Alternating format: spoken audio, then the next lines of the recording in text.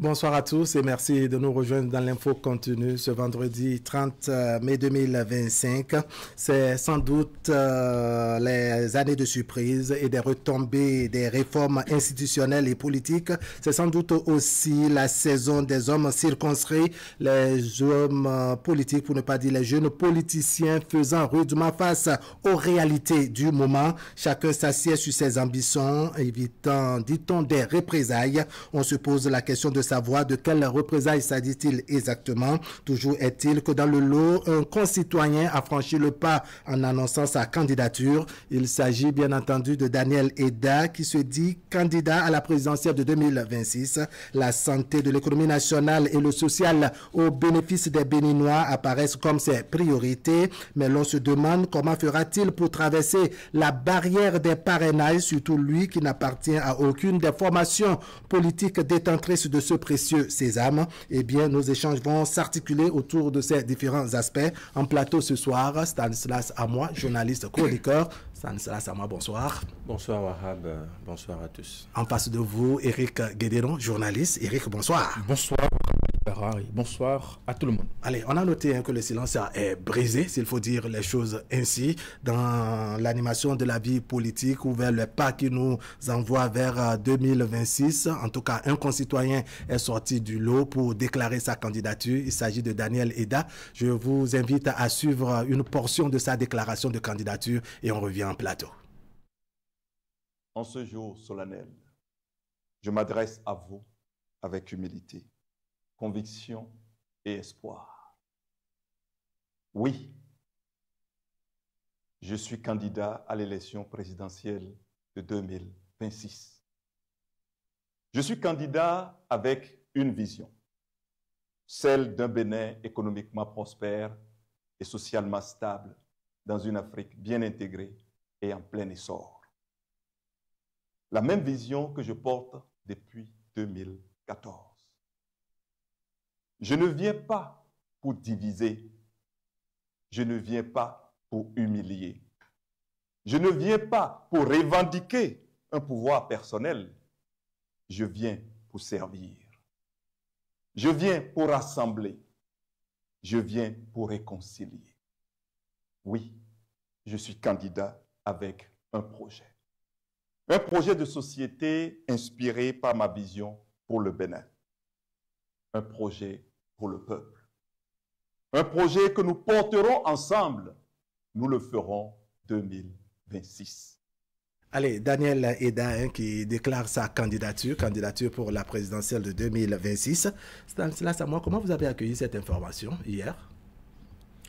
Je l'ai accueilli comme un fait simple, un fait de tous les jours. Ah bon?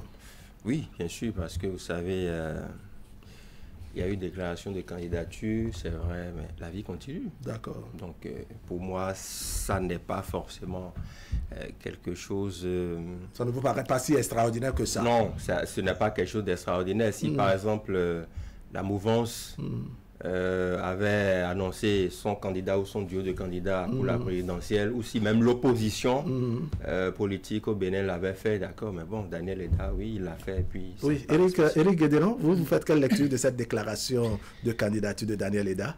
Écoutez, c'est un fait politique. Nous sommes à quelques mois des élections générales et la tradition voudrait qu'il y ait des acteurs sur le terrain. Vous savez, quand on va à une compétition, on organise un tournoi, il faut des joueurs. Et donc, pour nous qui étions impatients de voir à quel moment les joueurs vont se dévoiler, eh bien, je pense qu'il y en a un qui a fini par se décider. Oui. Donc, après Kémy Séba, je pense que nous avons un autre candidat qui exprime justement sa volonté et sa détermination à être candidat. Donc, au plan symbolique, je dis, ça brise un silence. Ça brise un sentiment où on se disait, mais à quoi jouent les acteurs politiques? C'est quand même des élections générales. Voilà. Donc, on n'était pas du tout habitué à ce silence. Donc, je pense que entre sa déclaration officielle à la date d'aujourd'hui, c'est rentré dans des sujets de discussion. Oui. Au moins, ça occupe la place publique. Oui, au moins on se dit à quelques mois des élections, enfin nous avons un concitoyen, n'est-ce pas, qui se déclare candidat. Mais il y a une série de questions que les gens se posent. D'où vient-il? Quelle est sa formation politique? Quel est son fief? Et vous trouvez quelle réponse, Stanislas Samoa? Oui, déjà, c'est pour cela, c'est pour toutes ces considérations que dans mon premier propos, j'estimais quand même que c'est un fait simple. Je ne dis pas qu'il soit banal, ce fait, mais je dis qu'il est simple. Donc, il y a une différence, vous voyez. Mais pour en revenir au fond, c'est vrai que oui, nous sommes sur l'échiquier politique et il faut quand même que des courageux, vous l'avez dit dans votre introduction, se déclarent, et donc il a déclaré que des courageux déclarent leur candidature. Il a fait preuve de courage, qu'on le veuille ou pas, justement. Pourquoi? Parce que, on a observé un silence jusque-là. Tant dans la mouvance que dans l'opposition, on se regarde en candidat de faïence, vous l'avez dit la dernière fois, parce qu'on se dit à quel moment le camp d'en face va déclarer son duo de candidats. Donc, si Daniel Edan arrive à franchir le pas, c'est qu'il a fait preuve de courage. Maintenant, il n'est pas sans savoir qu'il y a un code électoral parce que Eric l'a dit, il y a un match qui va se jouer, il faut des joueurs, je suis d'accord. Les joueurs ne sont pas sans savoir qu'il y a un arbitre sur le terrain qui va siffler, il y a une VAR qui existe, qui verra comment gérer les contentieux en son temps. Donc, Daniel Edan n'est pas sans ignorer l'existence du code électoral. Oui. Et donc, la question des parrainages. Il vient au nom de quelle formation politique? Il va requérir ses parrainages. Est-ce que c'est au niveau de la mouvance? Est-ce que c'est au niveau de l'opposition? Rien n'est clair. Et donc, je pense que c'est des aspects sur lesquels il va falloir travailler parce que le temps qui nous reste est très court avant les élections générales. Mais de toute façon, il y a déjà au moins une candidature qui est annoncée. Oui, annoncée, oui, mais au fil du temps, on va découvrir. Alors, la question qu'on se pose également, je vous fais donc la même question, c'est qui est Daniel Edan? D'où est-ce qu'il vient? C'est où son fief? Quel est le parti politique qui va le porter? D'abord, lui-même, il appartient à quelle formation politique? Parce que le code électoral, il est bien clair. Pour ne pas dire les candidats, n'est-ce pas, doivent nous venir des partis politiques ou tout au moins portés par les partis politiques. Vous savez, l'homme n'est pas si inconnu quand même des Béninois. Ce n'est pas non plus la première fois qu'il se fait candidat à une élection présidentielle. Je pense qu'en 2016, il était déjà candidat, justement. Alors, mais avant, je voudrais m'attarder sur le mot courageux parce que depuis l'annonce de sa candidature, le mot courage fait partie des mots les plus utilisés. C'est à croire que nous sommes dans une démocratie, on peut le rappeler, et ce n'est pas la première fois que le Bénin organise des élections présidentielles. Ce n'est pas non plus la première fois que des citoyens se décident d'être candidats. Donc, je ne sais pas s'il faut s'armer de courage pour... on peut peut-être se dire que c'est la toute première fois, n'est-ce pas, qu'on a de grandes élections comme ça qui s'annoncent et qu'à quelques mois, on ne connaît pas les candidats. Pour ne pas dire on ne connaissait pas les candidats. Peut-être que c'est ça qui amène l'opinion à avoir une terminologie pareille. C'est une tradition que nous organisons des élections et qu'il y ait toujours des candidats. En fait, ça renvoie pour moi d'autres problématiques. On estime que nous sommes dans un contexte où quand des gens se déclarent candidats ou affichent des ambitions, c'est la prison, c'est la criette, c'est beaucoup de choses. On se sent apeuré par tous ces éléments de sentiments, n'est-ce pas, qui... Et pourtant, nous sommes, comme vous l'avez dit, dans une démocratie. Justement, moi je voudrais qu'on soit moins alarmiste. Parce que même avec la réforme du système partisan, il y a des candidatures indépendantes. Donc, vous êtes citoyen béninois, vous vous dites avoir la possibilité de décrocher des parrainages, en tout cas de respecter les critères, eh bien, vous pouvez être candidat. Voilà. Donc, le fait d'être candidat, je pense que c'est d'abord une première étape. Après, nous avons le reste des étapes qu'il faut voir, le parrainage, comment il faut... Non, le fait d'être candidat, mais le fait de le déclarer. Parce qu'il y en a... d'avoir l'ambition, mais le fait maintenant de venir afficher cette ambition clairement et en public. Ça reste toujours possible pour tous les citoyens de ce pays. Voilà, donc pourquoi ils ne le font pas, les autres? Non, ça c'est notre débat. Oui, peut-être que c'est cet aspect, c'est-à-dire ce recul que les gens ont, la réserve qu'ils ont, c'est peut-être ça qui fait parler de peur d'un côté et de courage de l'autre. Pour venir à votre question, non, l'homme n'est pas élections l'homme n'est pas si inconnu. D'accord, on écoute Eric. Il a lancé un mouvement, nous le ferons. Donc je pense que ça fait quand même depuis plusieurs années que nous le voyons en sur tout cas sillonner nos localités, échanger avec les populations. Et donc il se dit sans doute qu'il a la possibilité de porter cette responsabilité. Donc ce n'est pas quelqu'un qui vient du néant non plus. Voilà, Daniel Ida, c'est quand même dans l'arène politique quelqu'un. Et quand on demande c'est où son fief finalement, on dira quoi? C'est vrai, il fait le tour des régions, comme vous avez dit, pour échanger avec les populations, mais beaucoup d'acteurs politiques ont tout de même un fief, comme on dit. Donc, vous savez, aujourd'hui, on voudrait que nous ayons des leaders qui dépassent même l'origine géographique de leur naissance. On voudrait que nous ayons des leaders qui puissent quand même parler à tous les Béninois. Oui, pour laisser entendre que son fief, c'est le territoire, national. On vous aurait compris. Je crédite d'un leadership, en tout cas, qui couvre le territoire national. La localité de notre pays. Mais alors, s'il se présente comme candidat, je dirais, indépendant, il y a une autre question. C'est laquelle des formations politiques détentrices donc du parrainage est à même, je dirais, de l'accueillir? Où est-ce que vous pensez qu'il peut atterrir? Parce qu'il aura besoin de ces âmes dont on a parlé, les parrainages en question. Oui, avant de répondre à votre question, je salue le courage d'Éric qui a cherché vraiment le fief de Daniel Ida. Et voilà, c'est peine perdue. Vous savez, nous sommes dans un contexte qui est tout à fait particulier. Et c'est la première fois dans notre pays que, à l'orée des élections générales, que ce soit présidentielles et tout ce qu'on voit, qu'on n'ait pas des candidats qui se soient déjà déclarés, qui soient sur le terrain en train d'actionner des leviers. C'est la première fois. Et le contexte, pour moi, ça change tout. C'est comme, je fais référence toujours à votre exemple du match, c'est comme avant, on jouait des matchs sans VAR. S'il y avait la VAR, Maradona n'aurait pas la fameuse main de Dieu, ça n'aurait pas eu lieu. Beaucoup de choses ne se seraient pas passées. Voilà. Des années après. Justement, vous voyez, donc ça veut dire que le contexte, on doit faire avec le contexte. Si vous questionnez les acteurs politiques de la mouvance, aujourd'hui, on vous dit, ah non, il y a une expression qu'ils ont, la discipline de groupe. Oui. Nous observons la discipline de groupe, donc on attend le bon moment, et quand le moment sera venu, vous le saurez. Donc, je pense qu'ils sont dans cette optique-là, qu'on soit de la mouvance que de l'opposition. Je suis resté sur ma faim quand j'ai suivi la déclaration de candidature de M. Ida, pour la simple et unique raison qu'il n'a pas dit clairement vers qui il va se porter pour les parrainages. Peut-être l'avenir nous le dira. Peut-être il affiche d'abord sa candidature. Il a encore le temps. Non, vous savez, il n'a pas le temps. Pourquoi? Je suis désolé, mais il n'a pas le temps. On sait qu'en politique, ça va vite. On sait que les élections générales, tout le monde connaît le calendrier. Je pense qu'il n'a pas le temps. Pour d'autres qui n'ont même pas encore affiché leur candidature. Attendez. Nous ne serons pas sélectifs. Dans ce pays, Kémy Séba a déclaré sa candidature. Il a fait allégeance à des formations politiques. Ça a été clair.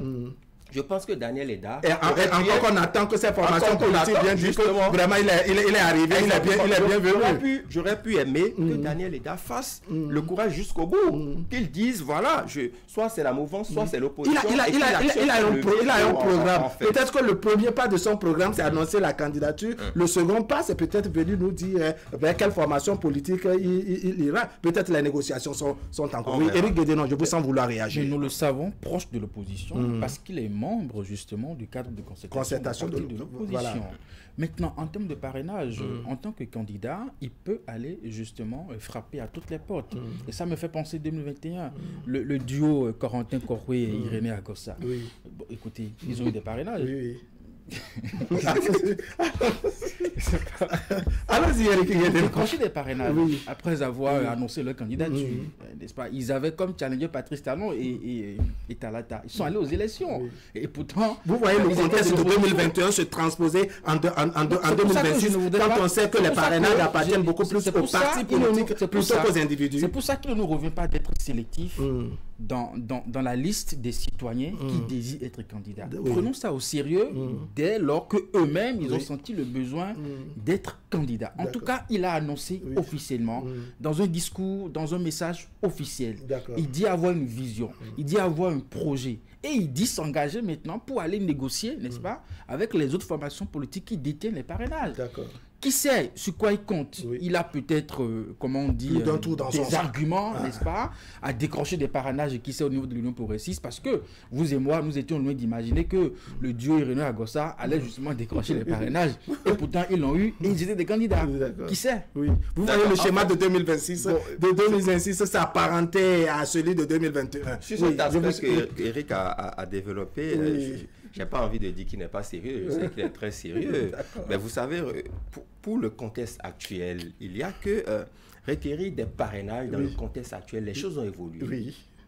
Éric le sait bien, nous le savons tous, les choses ont évolué, ce n'est plus comme avant. Les parrainages sont beaucoup plus la propriété d'un parti plutôt que des individus. C'est là que les choses ont évolué, justement.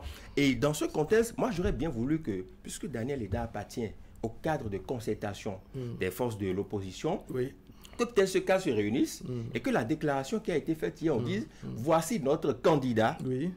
Au niveau du cadre de concertation des forces de l'opposition, voici notre candidat ou bien voici notre duo de candidats. J'aurais voulu que ça soit ça, qu'on ait une ligne directrice. Nous sommes en mai, pratiquement en juillet, les élections connaissent la date. Moi, je continue de dire qu'il n'a plus le temps. Quand Éric fait référence à 2021, bon, d'accord, 2021, on a vu... De toute la façon, de 2021 aujourd'hui, les choses ont évolué. Les choses ont évolué. Se sont passées. Alors, justement, beaucoup de choses se sont passées. Et qui sait ce que 2026 nous réserve? C'est pourquoi en introduction, je disais que 2026, c'est l'année des grandes surprises. S'il y a une évidence, c'est qu'en politique, on vous dit, on ne dit jamais. Les gars, ils sont capables de vous sortir toutes les théories de les couloirs peuvent dire grandes choses. Justement. Donc je pense que dans ce sens, on peut estimer que le droit du parrainage peut être un obstacle pour lui dans son ambition justement. D'accord, Dans le contexte actuel, on sait qu'aujourd'hui, on connaît les formations politiques qui disposent de ces parrainages.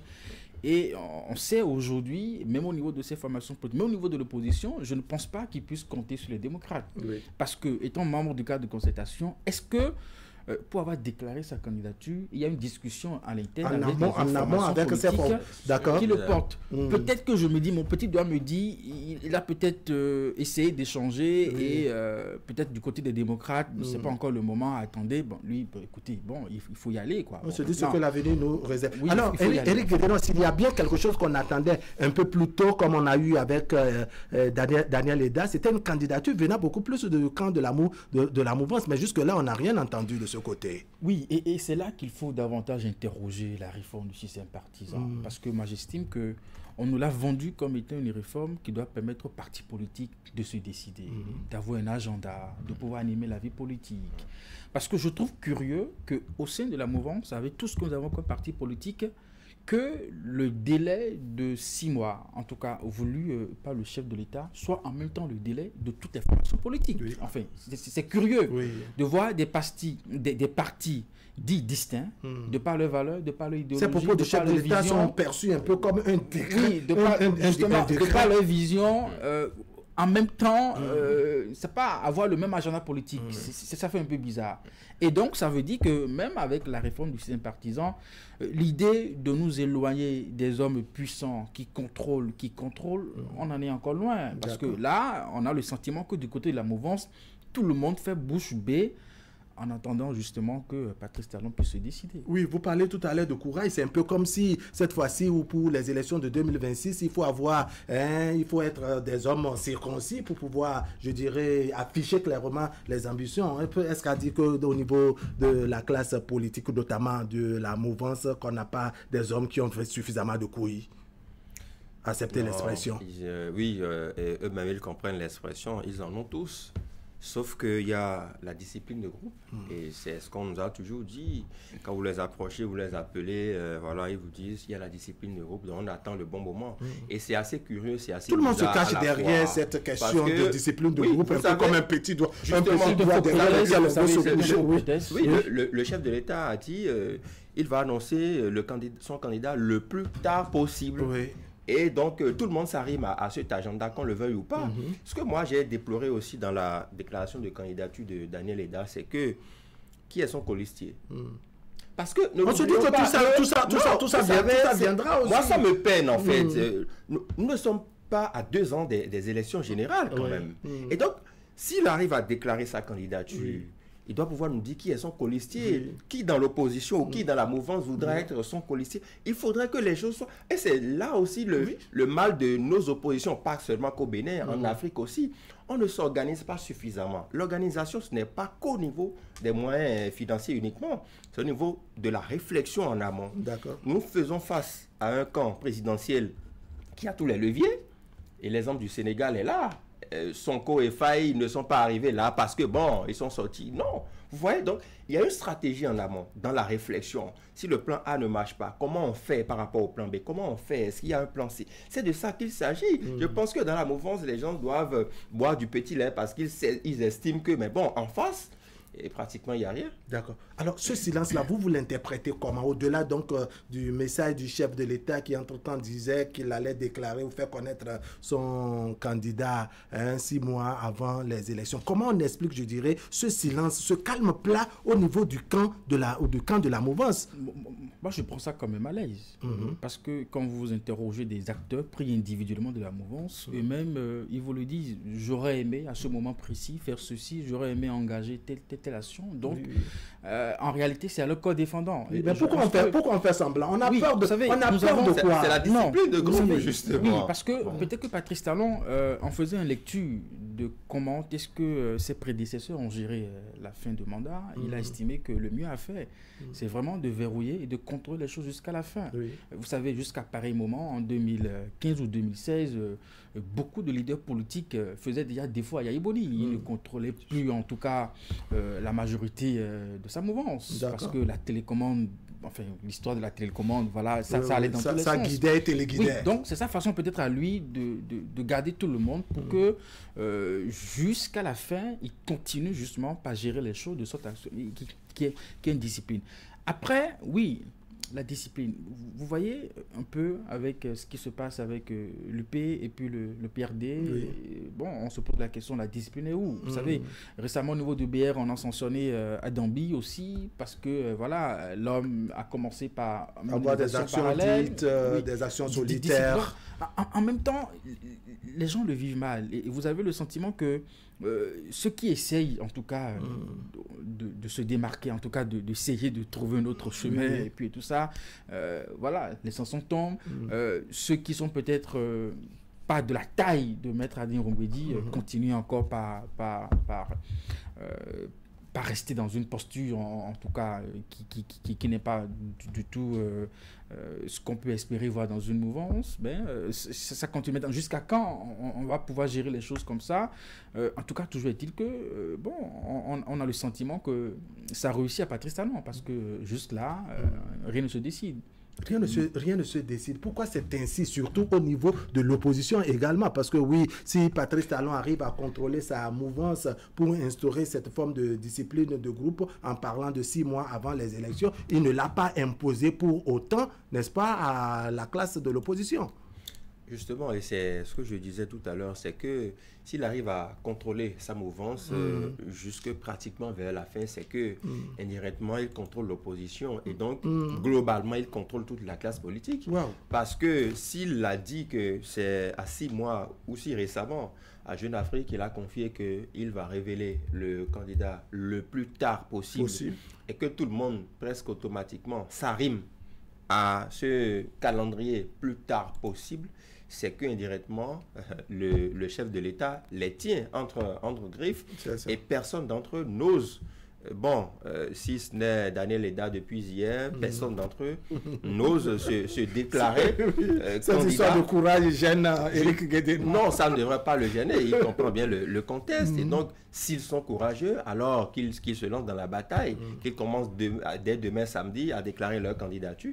Et voilà. Donc, je pense que le chef de l'État, il tient. C'est vrai qu'il a tiré leçon du passé, mais est-ce qu'à l'interne, parce que vous savez, on dit quand vous essayez de contenir quelque chose sur un long moment, ça finit par détonner, ça finit par exploser. J'ai envie de dire donc, est-ce qu'à l'interne, les gens sont véritablement contents de cette façon-là? Parce qu'on était habitué quand même à une certaine façon de faire. On sait qu'à quelques encablures des élections, les velléités, tout au moins, on sait qui peut être candidat et qui peut être déjà sur le terrain. Dans le cas d'espèce, à contrario, ce sont les ministres conseillers qui sont sur le terrain, qui font leur travail, le suivi de chantier et autres. Et donc, l'attente est là au niveau des... Alors, Éric Guédénon, tout à l'heure, vous parlez d'un malaise surtout au niveau du camp de la mouvance. Est-ce que vous pensez qu'à l'image du bouchon d'une bouteille de champagne, que tout peut exploser à tout moment, l'instant d'un matin, par exemple?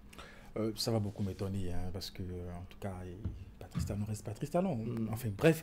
Non, je pense que peut-être que en évoluant, les acteurs même de la mouvance... Parce que s'il y a malaise, on se dit que mais quand même, les gens accumulent suffisamment de frustration. Pour l'instant, ils gardent leur silence, mais c'est l'accumulation des frustrations qui donne à des moments donnés des détonations. Oui, peut-être que Patrice Talon finira justement...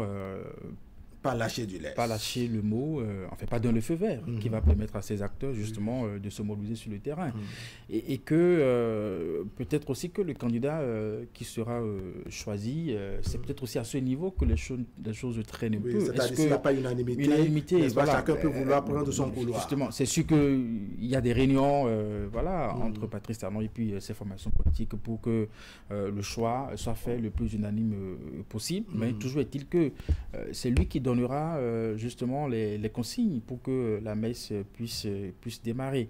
Après, est-ce que ça va toujours être comme ça? Parce que nous connaissons la nature et la façon dont nos acteurs politiques ont souvent envie de monter sur la scène, souvent à la veille des élections. Ils ont envie de bouger, ils ont envie d'aller à la rencontre des populations et tout.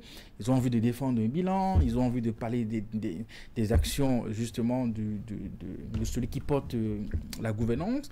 Et aujourd'hui, ils n'ont pas tout ça.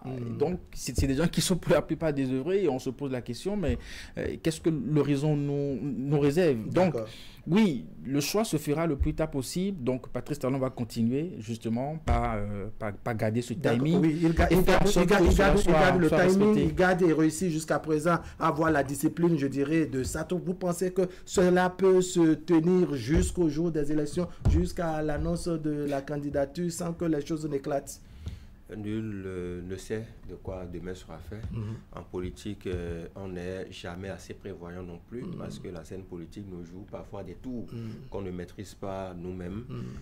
Vous savez, la réforme du système partisan a encore du chemin.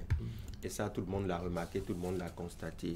Et donc, je pense même qu'après le régime de Patrice Talon, on doit continuer par améliorer des aspects de cette réforme-là, parce que la plupart des choses qui avaient été refusées, qu'on voulait quand même régler, ne les ont pas été forcément au vu de cette réforme-là. Moi, je pense que oui, on attend, puisque Patrice Talon a dit que c'est le plus tard possible qu'il va dévoiler voilà, le nom du candidat. Tout le monde attend, tout le monde s'est arrimé à cet agenda-là. C'est le constat qu'on fait. Espérons justement que dès que le choix sera fait, ça fasse l'unanimité. Mais là, je doute encore. Je doute parce que, vous savez, si on est trois ici et que on doit choisir quelqu'un pour diriger, je ne sais pas. Il peut y avoir la majorité, mais il peut y avoir la majorité.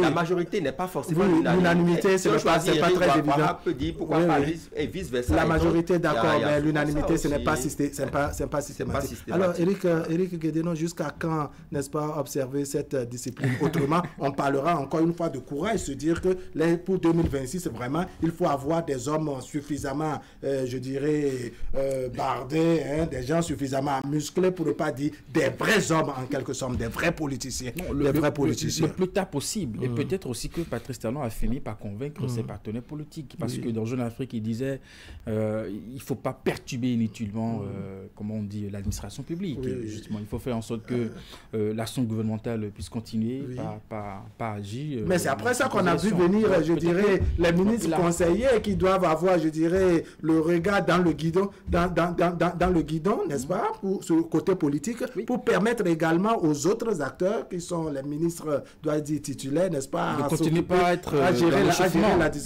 l'administration. Le temps que le vrai match ne commence. Oui. Après, qu'est-ce que ça retire de notre façon de vivre les périodes électorales? C'est justement cette ambiance, cette fièvre que vous et moi connaissons parfaitement. 2026, ce n'est pas pour les petits politiciens. On attend. Non, du tout pas. Mais vous savez, celui qui sera choisi aussi, ou bien le duo de candidats aussi, je pense qu'ils ne seront pas suffisamment préparés parce que c'est quand même le fauteuil présidentiel. Oui, qu'on le veuille pas. Wahab, si c'est vous, par exemple, et que c'est à 112 heures qu'on vous dit que c'est vous. Vous voyez, en fait, je pense que quelque part, oui, celui qui sera choisi aussi, bon, parce que nous sommes tous potentiels candidats, d'accord. Mais c'est qui? Est-ce Eric? Est-ce vous? Est-ce moi? Vous voyez, donc on se regarde, même les gens viennent au conseil des ministres, les gens voient le chef de l'État et le saluent chaque matin, mais ils se disent, est-ce que c'est moi? Vous voyez, donc, je ne sais pas, franchement, on verra. D'accord.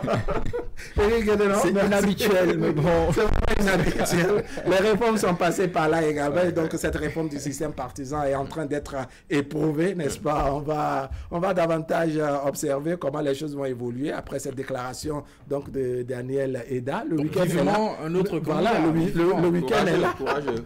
Le week-end est là, on verra comment les choses vont se passer. On va se donner rendez-vous, n'est-ce pas, lundi pour partager avec nos téléspectateurs le reste des détails, le reste donc de l'actualité. Mesdames, Messieurs, ce serait tout pour aujourd'hui. Merci de nous avoir suivis. On se donne rendez-vous demain samedi, pour parler fait de société dans le miroir de la société. On se posera une question, l'histoire donc d'une jeune dame qui, lors de sa cérémonie de mariage, découvre, n'est-ce pas, que son beau-père, le père donc de son mari, était l'amant de sa mère. Le beau-père qui était d'ailleurs à l'origine de la séparation de son père d'avec sa mère. On verra comment elle fera. Si vous avez des conseils, on va partager cela avec vous au téléphone en débat. Stanislas, à moi. Merci. Merci beaucoup.